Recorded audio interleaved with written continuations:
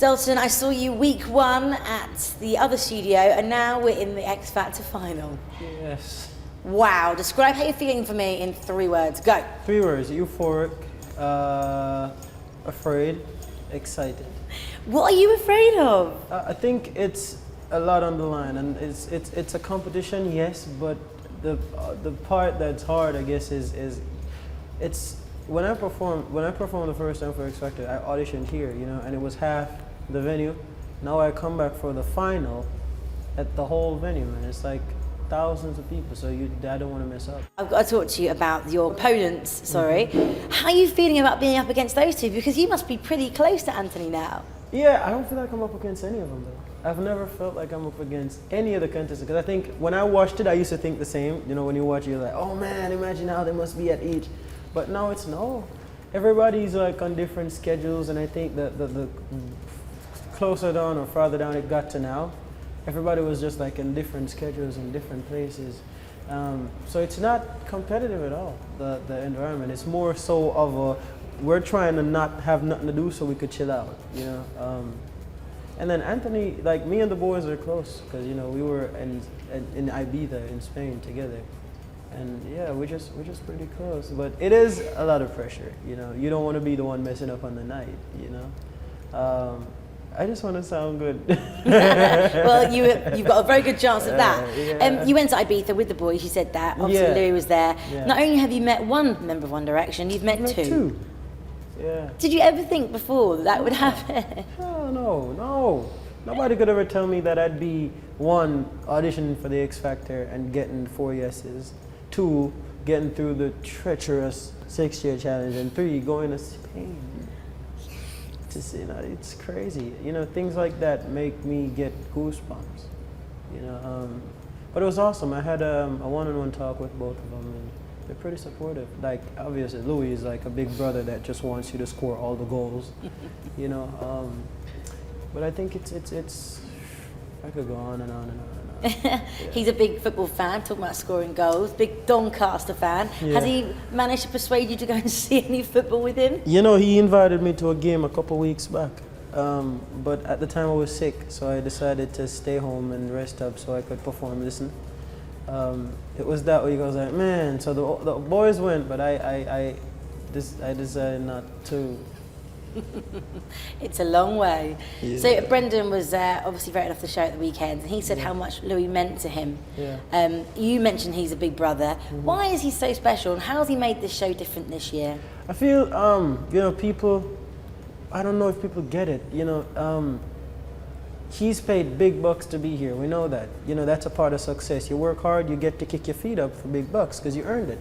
But it's more than that for him, Louis is at the house way too much. He doesn't need to be. He doesn't have to be there. And Louis is there for 12, sometimes 11 hours. Too long sometimes. Like, Louis, it's all right. You don't have to be here. We're good. You know what I'm saying? If I'm doing an interview and if you were close, he'd be knocking on the window asking me if I was good, That's Louis.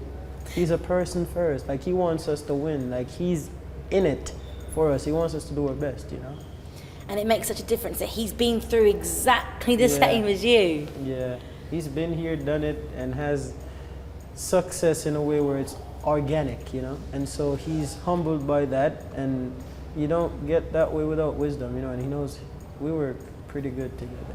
He's pretty creative, though. Have you got an impression of Louis for me? Can you do his accent? Come here, lad. Bring it in for a cuddle, yeah? That's Louis. Cuddle. It's his thing. So if I put on Twitter, cuddle, I didn't know that it was his thing, They're like, oh, you're learning from Louis.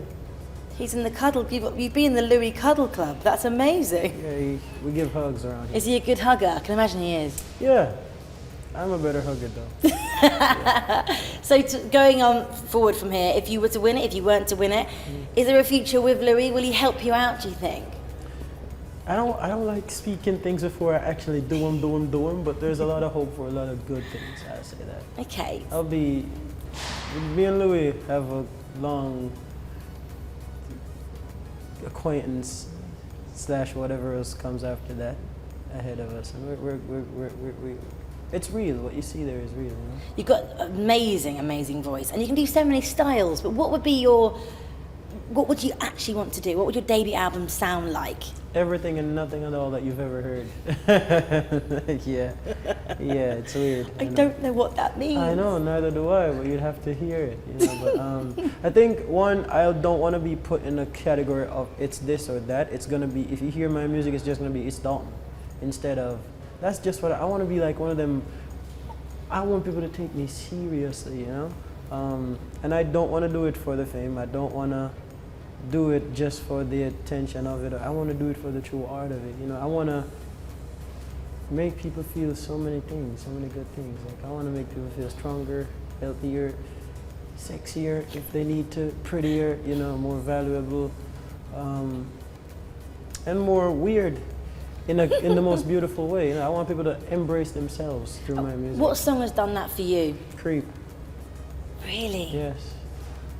Creep is a song that made me be, you know, because I was afraid when Louis put the song through. I was like, because I went in with my idea, this is what I'd like to sound like, and he played the song. I was like, let's not play any more songs. That's it, you know, because Creep is almost as though I wrote it, you know, feeling like you don't belong somewhere, feeling like you're a weirdo. And I think today, nowadays, people say, hey, you're so weird. Good! When you're weird, it means that you're unlike something they've seen before, which means you're authentically you, and you can only be you, and there's one of those. It's like DNA, you know, so it helped me embrace who I was, you know. That's amazing. Yeah. And finally, how are you going to cope with this newfound, let's not use the word fame, let's say recognition, because you're going to be recognized everywhere, mister.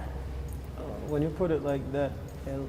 I think, I don't know if I should focus on it or not focus on it. I think yesterday was pretty, was it for me, where I went on the X Factor battle bus, and it was so quick that I forgot that my name was plastered on the whole thing. So I'm there sitting down, chilling on my phone, minding my business, my own boring business, and I'm out in there, and then people started looking at the bus and pointing, and then they were seeing me through. I was like, who are they? Oh, me, right.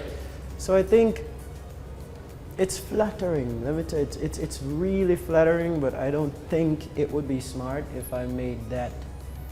It's my job is to do good at singing and performing and being an artist, and then fans or supporters will support it and love it, and then they'll know who I am, and when I see them, I'll give them hugs and say thank you, and then I have to go back to making them want to give me hugs and appreciate me. That's you know? so lovely. And your tassels are amazing. What are they called? Tassels. Tassels. Tassel? They're tassels? So I'm a cowboy. That's what Cowboy. I am. Yeah. Dalton, good luck. I'm Thank so you. excited for you, and I feel like you've grown so much, even from week one Yeah. at the studio in Royal Oak. Honestly, Yeah. you park wherever it is. You've changed so much. It's amazing. Thank you. Thank you. The stuff in the squad, home goal.